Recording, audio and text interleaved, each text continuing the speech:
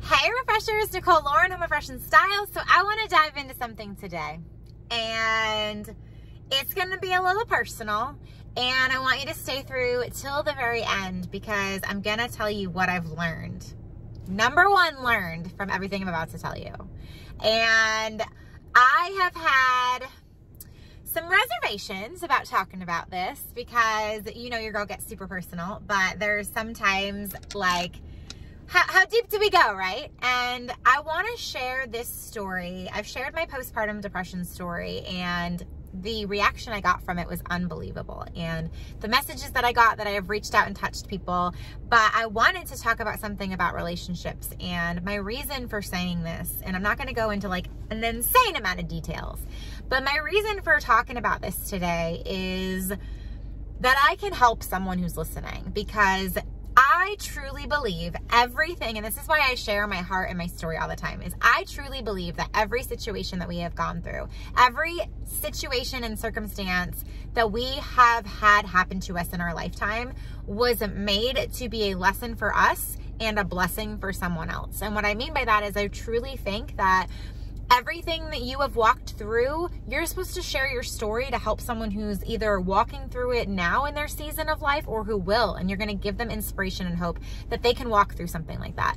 And I tend to, when I need some inspiration and when I need my cup filled up, I go and search for people who inspire me, and I tend to be around people or follow people or go for inspiration to people that I know have gone through something similar, so I know I'm going to be okay. So I know I can get through it.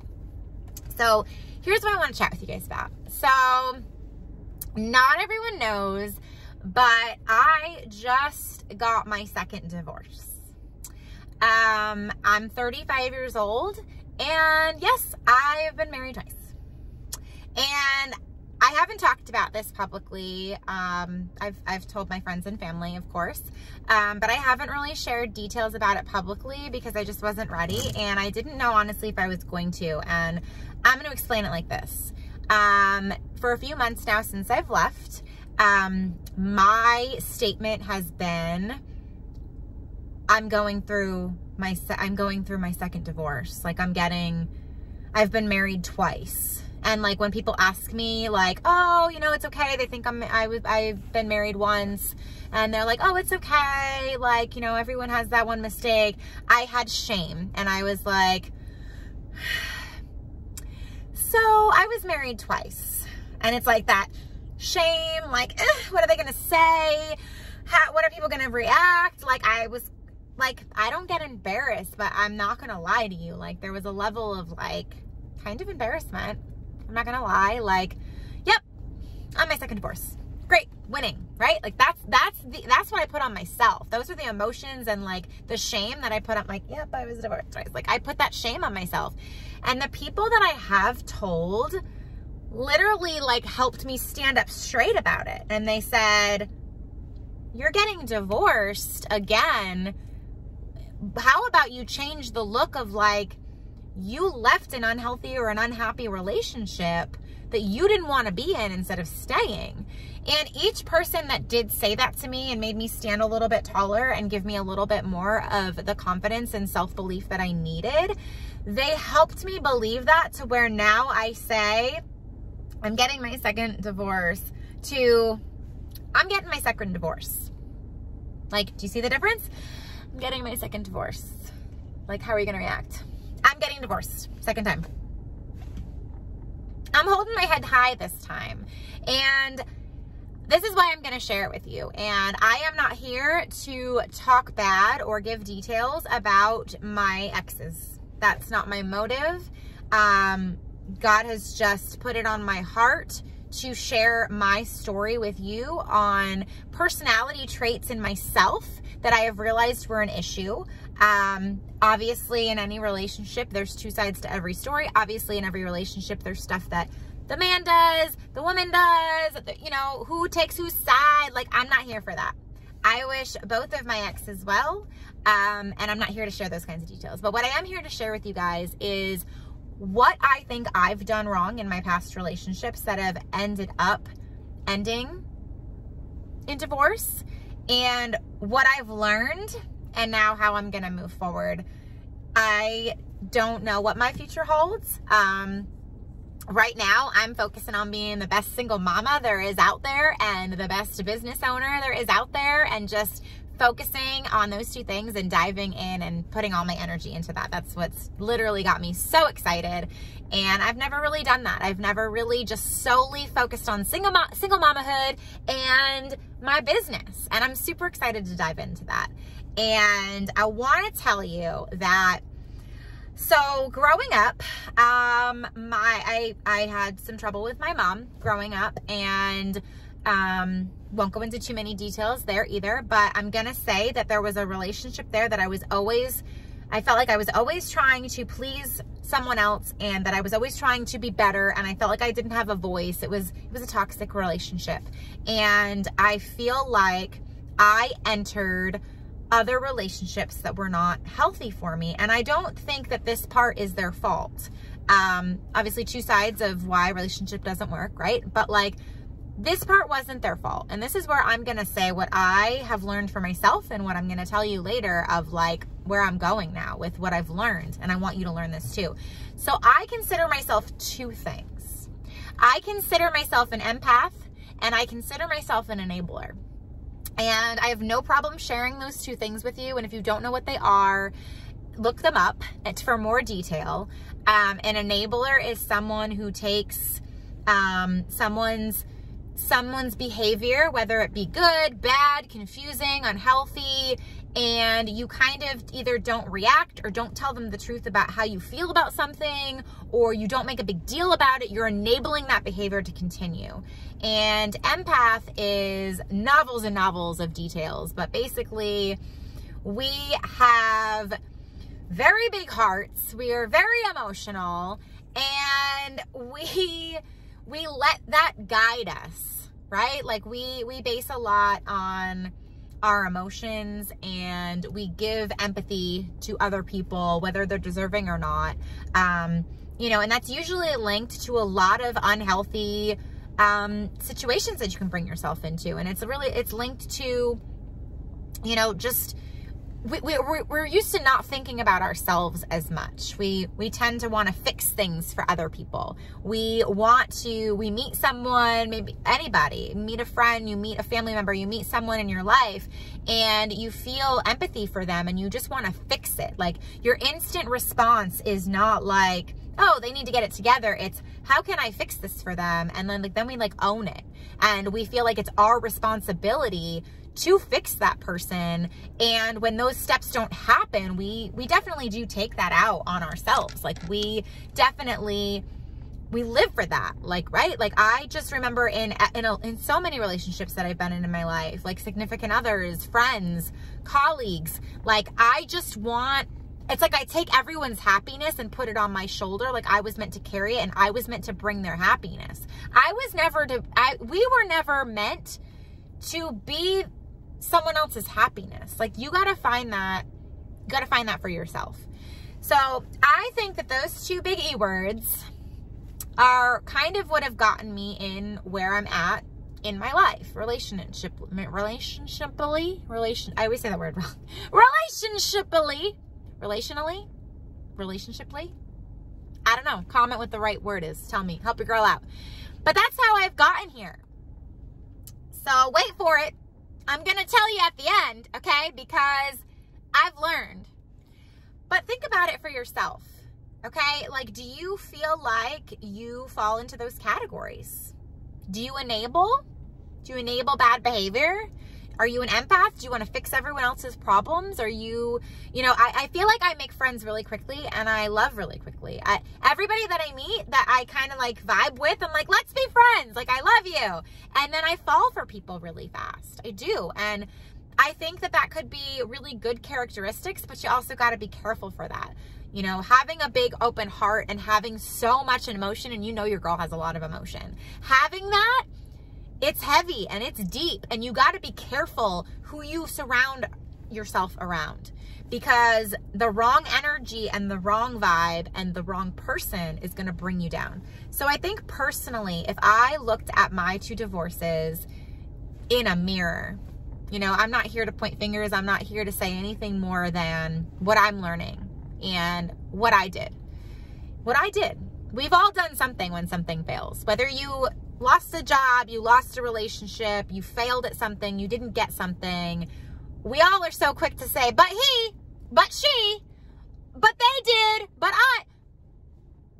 You got to own what you did too, because there's a part. And for me, it was a big reflection of like, let me look at myself in the mirror and let me figure out why this happened twice and let me learn from it and let me not be embarrassed and ashamed. Because if I'm honest, a few weeks ago I was, and a few weeks ago I didn't share my story.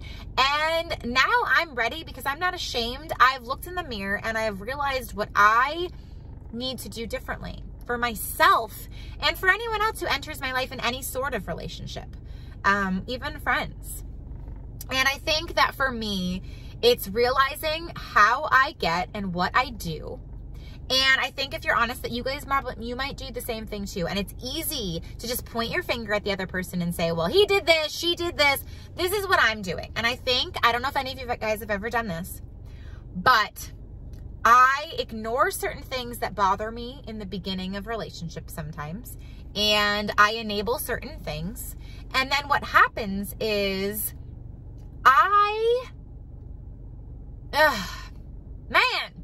So this is what I do, is I do that, and then I reach a certain point where you just get fed up or you get super frustrated, right? And you're like, I don't want to support that decision anymore. Or I don't want to support that behavior anymore. Or why was I able to 6 months ago put up with this, but now I can't? And I think what happens is it allows the other person on the other end to be confused, because all of a sudden you just wake up one day and everything that you were okay with and supportive of, then you're not. And if we're honest, you were never really okay with it and supportive of it, but we felt like you needed to be, and you wanted to help and fix that person. I wanted to help and fix those people, right? Like, that's what you think.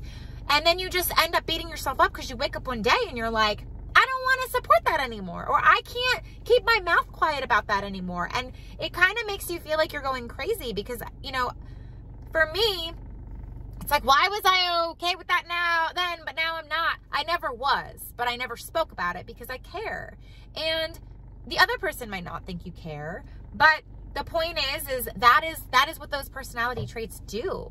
And I just want to talk about that today because I just want you to know, if you have those personality traits, there's nothing wrong with you. And then if you feel like for 6 months you were able to deal with something, even in your life for yourself, and then you can't anymore, there's nothing wrong with you. You know, it just, if you got a big heart and you got big emotions and you have empathy for people, and if you're used to enabling certain things in life for yourself, for others, at the workplace, personally, relationshipally, like whatever it is, you gotta make a change in your thoughts and make a conscious decision to be aware of that so you can change and move forward and be better for yourself and for other people, so they know your standard from the beginning. And you know, I have mutual respect for the people that I've been in a relationship with. I don't have hatred. I've worked through that and let that go. I don't have anything evil to say. I don't. I just want to make myself better. I've realized that I made a mistake, and it's a continuing pattern for myself, and I want to be better. And here's the kicker. This is what I want you guys to wait for.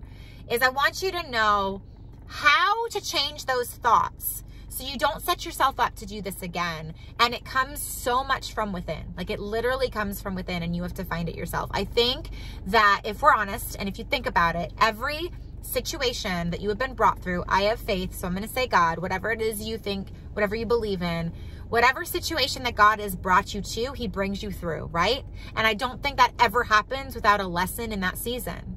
We don't ever go through anything, whether it's big or small, if it's not to teach us something and then to teach someone else. And that's why I tell my stories and what I've learned, because I've learned my lessons. And why would I keep that to myself? What if there's someone else who is like, why do I keep doing this? Why does this keep happening? I got divorced twice. You need to say, I got divorced twice. And this is what I've learned, and this is how I'm changing. It's a different perspective. It's a different way to say it, and it's a different way to hold your head up high and not have shame. We shouldn't have shame. So it comes from within. Okay. And it's all about changing your thought process and understanding. Like, I know for me, I beat myself up about my past choices, and I was always like, I never would learn for them, and I would just get mad at myself for them. And that does absolutely no good ever. So for me, it's realizing, and here is like, hear me, this is where it all stems from, is knowing your self-worth. And it doesn't have anything to do with the worth, like, I'm worth more, they should have treated me better. That's not what I'm saying. It's, I have self-worth. I have self-worth. I have a standard of how I am even going to treat myself. I have self-worth that I'm going to treat myself good. I'm going to say good thoughts to myself. I'm going to have good self-talk. I'm going to have healthy self-talk. Okay? Because I have self-worth. Because when you have self-worth and confidence and belief in yourself, zoop, it's like a magnet. You're going to have people that are gravitated toward that energy and gravitated towards that self-worth and that self-love. And I think what that does is when you really dive deep and think about, like, write it out. For me, I wrote it out recently. Take out a piece of paper. You can do it right now. You could do it when you're done with this video. Take out that paper and write about what your self-worth is. What does self-worth mean to you? And I'm not talking about like how you want your significant other to treat you, or how you want your parents to treat you, or how you expect your colleagues or your kids. No, this is self-worth for yourself. Self-worth. What does that look like for you? What does that look like? And write it down. For me, my self-worth I had to stop thinking about what I needed other people to do for me, because that's the first problem. We can't get any self-love from other people. You've got to be right with yourself, and you've got to love yourself before anyone else can ever love you. And I think that's something that we all need to learn. For me, what self-love looks like is confidence, assurance, not having doubt in myself, not talking bad to myself about myself, like not doing thoughts of like setting your mind up for failure every time. Like, I got divorced twice. My relationship ended twice. I don't talk to this person anymore. I failed at this. I did that. It's sad. It's not loving. It's not self-worth. It's not self-talk. It's not saying I am worthy. And trust me, certain situations aren't fun. Like, I'm not like excited that this happened in my life, but I'm learning that I have self-worth, and I deserve respect from myself. I deserve confidence from myself. I deserve loving words to myself, and I deserve to not be ashamed of myself. I have put myself in every situation. Newsflash. Did you guys hear me? Your situation that you went through is your fault. Own it. I'm not saying that what someone else did to you, what someone else hurt you, it's how someone else reacted to you, that's on them. But we put ourselves in certain situations. We put ourselves in certain situations at work. We put ourselves in certain situations with relationships. We put ourselves in certain situations, and our behavior has been an example of our self-worth. And it's our self-standard. Our self-worth becomes our self-standard. We need to have self-standards. And again, this has nothing to do with anybody else. It comes from within. Because here's the kicker. If you have self-worth, if you have self-standards, everything else on the outside just aligns itself, right? Like, if I have so much self-worth and self-love and self-confidence and all of that, I am not going to allow the negativity or the bad behavior or anything to come into my life. And if it does, I am going to be so self-aware that I'm going to notice it, and I'm going to be able to fix it, and I'm going to either be able to make a different decision, or I'm going to be able to have a conversation. I can tell you I've learned from my past relationships is sometimes this girl kept her mouth shut. I don't know how, because your girl never does. Like, I always have something to say, but I feel like I am such a fixer, and I like to help people, that sometimes I put what I needed or what I wanted on the back burner, and I didn't talk about it. And that's not fair to the other person. It's not. And, you know, if stuff goes wrong in life, stuff goes wrong in relationships, and there's a laundry list of stuff that I feel like wasn't fair for me. the laundry list. But what is that going to do? What is that going to do for me to tell that other person or for me to talk about it? Like, what is that going to do? I don't have any control over their self-worth. And honestly, I let other people control my self-worth. And that's where I think I went wrong in relationships and why I'm on divorce number 2. And I'm on divorce number 2. And I can say that to you and not be ashamed, because I want you guys to find your self-worth. And I want you guys to realize that it all comes from within, and that you need to learn to love yourself. You need to learn to love your voice. You need to know that you are worthy. I am worthy. And honestly, so are they. You know, like the people that you have been in a relationship with, so are they. They are worthy. And if one of you is, or both of you isn't aligned with your own self-worth and your own self-love, you're always going to be looking at the other person to get that. You're going to be looking to get your cup filled up from another person. We weren't meant to do that. We have to fill our own cup up. And we got to look above. We got to find, you know, our different faith or whatever you believe in to fill your cup up. But we were not meant to be completed by another person. And I think that sometimes a lot of relationships probably start off wrong because there's excitement and then you fall in love and you're looking at each other to literally be loved and have self-worth from that other person. And it's going to be a tug of war every time. It doesn't work that way. You have to make sure from the very beginning that you find that within. And that is a lesson that I have finally gotten. And I have finally gotten that recently. I had blame, I had guilt, I had shame. I've been dealing with all that. And I'm now a single mom for the second time in my life. And I was ashamed to tell my kids. I was ashamed to tell people I'm a woman of faith. I know there's certain talks about divorce. I know there's certain stigmatisms, and I can tell you that I've made a healthy decision that I'm in peace about for me. And I've now realized that my problem is I didn't have what I needed within. I was looking for it from other people. And I think, and even for the other person that you're with, I think that's sometimes where the miscommunication is you're trying to do that for the other person and you can't. So I am never saying to just give up. I am never saying to not start. I am never saying that. But what I am going to tell you guys today is just what I've learned from experience. That is to get yourself right and to have self-love and to know that you are worthy. Because when you get yourself aligned and you feel like you can put all of those checks in your own boxes and you learn to have good self-talk and you love yourself and you literally can pull yourself out of it, and you know your standard and you know your value and you know what you want and you know what you want to be for you and for everyone else in this world. That's where the money is. That's where the golden ticket is. That's where it's at. So I'm on divorce number 2. And I don't say that with shame. I don't say that with excitement. I don't say that with anything of just acceptance. I accept where I'm at. I accept my position, where I'm at in my life. And I accept that now it's my turn to tell you guys my story on what I learned about myself.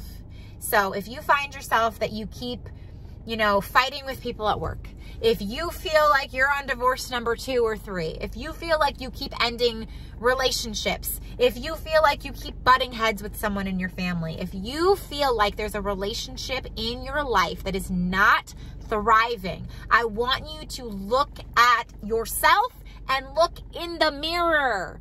So many times we're looking at the other person. It's easy to do. It's easy to do. It's so easy to look at that other person. But instead, if you have a relationship that is failing, instead if you have a relationship or a pattern that you are seeing, look in the mirror. And it's hard. It's hard because you've got to put aside all the things that they did, that you think they did. You got to put aside all the feelings that come along with that. You got to put aside that you want to defend yourself. You got to put aside that people are talking and they don't know the truth. You got to put all of that aside, all of it, and look in the mirror. And it's not easy. Like, I didn't want to do that. I was like, but but I couldn't, but you, but. All that does is make you go crazy and make you want to defend yourself to people that don't matter. All the chatter doesn't matter. You're going to want to defend yourself to people you don't know. Someone misunderstood you. Someone didn't understand. You've got to look in the mirror. You got to look in the mirror, because even if you think it was totally the other person, no matter what situation or relationship it is, if you think it's totally them, okay. But you have the power to change you and your reaction when you look in the mirror. And that is gonna be how you save yourself and how you change yourself from entering this pattern again. Because if you live in the, but he, but she, but I didn't do that, I gotta tell everybody, I gotta, you're never gonna heal, and you're never gonna learn, and you're never gonna grow, and you're gonna continue to make the same mistakes. Break the cycle, break the habit, and look in the mirror. It's not easy. It's not always easy to look in the mirror, because what happens when we look in the mirror? Go do it. Go look in the mirror. We got to own up to ourselves and say, how did I contribute to a part of a problem? We all did. It's not easy. That's why I'm turning on my camera and telling you guys, because it's taken a lot of time. It's not easy to look at ourselves and say, what did I do to contribute to the problem? There's always two people who contributed to the problem. Whether you got in a situation that you shouldn't have from the very beginning, or you said something back, or you're defending yourself, or you're pointing your finger, or you want to talk about, you know, what was done to people around. You want to tell everybody your side, or you want to defend, or you want to this. Look in the mirror. Tell yourself out loud in a book what you did wrong, what the problem was, how you can learn from it, and change it. And then tell your story to help somebody. So I have dug so deep, and it's taken me a little bit. And now I've written down what I needed to work on. And it definitely all stems from self-worth and having that confidence and having that awareness of what you do and how you are in this world, in relationships, in work, in business, at careers, parents. We got to look at ourselves, and we've got to challenge ourselves to be better, and we've got to own it. You've got to own it. You've got to own what you're doing to change where you're going. Own what you're doing to change where you're going. And then you will break the cycle, and you will break your pattern, and it's going to be healthier for everybody involved. So I have woken up today refreshed. I have woken up today not mad, not guilt, not shame, not blame for me or them, because I can now know what my part, that's my part in this. My responsibility is to own my part and grow myself, and to find growth within, and to change myself, because we don't have control over the other person. We don't have control over the other person that made us mad at work, or in the car line, or your ex-boyfriend or your ex-girlfriend or husband or wife. We don't have control. We have control over ourselves. We have control how we react to the situation, and we have control on how we can change to be better for ourselves, which in turn, we're better for everyone. One of my new sayings I always like to say is, together, let's refresh the world. I think if you can refresh what's in, and you can realize and find what's in, then you can actually spread it and refresh it. And I just want to take away shame. I just want to take away any self-doubt. So if you are not holding your head up high today about some situation that you have gone through, whether it's divorce, whether it's getting fired, whether it's an addiction, whether it's whatever it is, it could be anything in your life, financial struggles, you know, yelling, or whatever it is, whatever struggle you have, that's it. Remove yourself and fix yourself, and you have the power within to change it. And that is what I feel like I woke up this morning wanting to tell you guys, and having confidence about it. And I have been sharing all of your get-to-knows at the end of all of my videos, and I think I just shared a little bit about my life and get to know single mamahood with Nicole Lauren. I got 2 boys, okay? I have Nico, who is 15, and I have Alec, who is 12, and I have Cam, who stays with us periodically. The father of my children, I am blessed to say that we get along, and we co-parent for the most part. We co-parent for my children. That was a journey we both had to go on, and we're both there. and I have split custody of my kiddos. They go back and forth. It's routine to us. And I have my days where I am a busy mama, and I have my days where I get to spend a little bit more time at work, and then I have the days where it's both. So it's a balance, and there will be some more videos about single mama life because I'm diving back into it, and I'm going to dive back into it stronger than ever, and I'm going to have some tips along the way for all you single mamas out there. But I wanted to say that I love you guys, and whatever it is you're going through, to just literally take that look in the mirror and figure out how you can change yourself. And you're going to find that you got a lot more control, because you can control yourself, you can control your emotions, you can control the outcome, and you're only going to make your future better. So if you loved being on this little inspiration journey and you got something out of it, I would love for you to hit that red subscribe button. You can follow me on Facebook and Instagram. Don't forget to ring that bell so you never miss Nicole notifications. And I will see you guys next time. And I love you. Go refresh the world. Bye, guys.